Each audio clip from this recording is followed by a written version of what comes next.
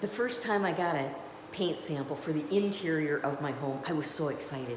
I went down to the store during COVID-19, so I couldn't go in, but I had to slip them a little thing, and then they mixed up a sample. And I brought the sample back, and I took one of those little spongy roller things, and I sponged it out on the little piece of cardboard, and I thought this was gonna be right, but it wasn't right. So I went back to the store, got another sample, just a little bit darker, and I took out my little roller pad, rolled it on another piece of cardboard. Not right. It was not right at all. It didn't look at all like that little tiny square once it's on a bigger cardboard square. So I went back and back and back, and I had so many of those little tiny containers of the little different samples of paint. And then I rolled one on, and I thought, this is it. It's called Spice Float, and I love it. No question about it. So I gave it to my builder. This is the one.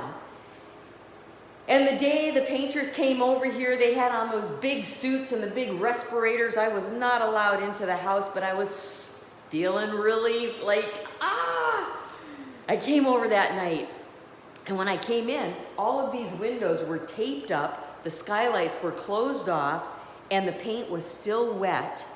And as I took each step up to this second floor, I felt a little bit more sick. Like, I felt like, oh my God, what have I done? This feels like a really dark cave. It's so dark, and it's already surrounded by all these trees, and I live in the Pacific Northwest where we get a lot of rain, and I have this dark paint. What have I done? I climbed up the rest of the stairs. I looked at this paint, and I thought for a minute that I was gonna throw up. I just felt so nauseous, like this is the biggest mistake I've ever made. And my mind was racing, and I reached out to friends like we do sometimes when we're scared and feeling alone. And so my first friend said, hey, I'm sorry. She's very sincere. She goes, just move in. We will come over and help you repaint at least the ceiling to brighten it up a little bit. That's a thought. I really don't want to repaint as soon as I move in. And then I talked to another friend. She goes, I actually really like it. And, you know, she likes pretty much everything.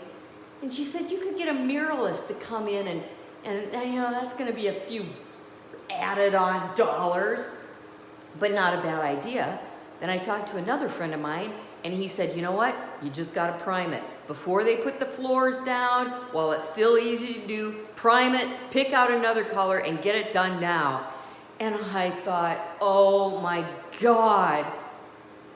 So I pretty much didn't sleep that night, and I came over the next day, and when I came in, it was very odd, because as I took each step up the stairs and I turned into this living space, the window coverings were taken off, the skylights were bright, and the paint had dried.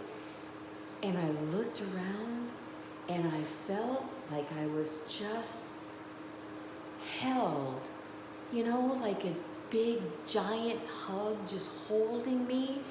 And I looked at the different colors and how they change. They go from depending on the light, this is all the same color, but it goes from a taupe color to this mauve color. And it's just like you're in this amazing space, a paint color I have never seen before in my life. No matter how many houses I've been in, which is a lot of houses. I used to be a real estate appraiser. I went in a lot of houses, but I have never seen a color like this. So then I thought a little bit, okay, yeah, but then my mind started racing again. And then I thought, oh my God, what are the builders gonna think? They're gonna think they built this really awesome house, and then I botched it up with this pink color. It's actually mauve, but some people might look at this and say, she's got a pink house.